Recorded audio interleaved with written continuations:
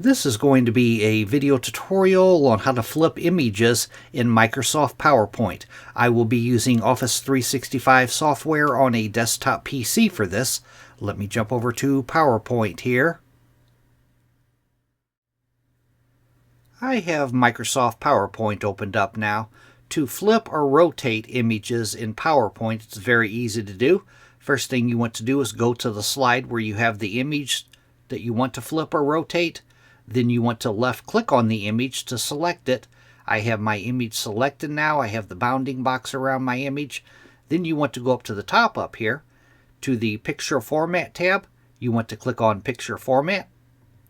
Then on the ribbon, you want to go off to the far right down to where it says Rotate. Click on Rotate. Then as you put your mouse cursor over each thing, like this one here is Rotate Right 90 degrees. You can see it shows me what it's going to look like if I select that. Next one is Rotate Left 90 degrees.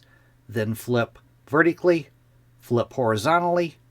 And at the bottom here you have more rotation options. I'm going to click on More Rotation Options. That will open up the pane off to the right hand side where you have some more options.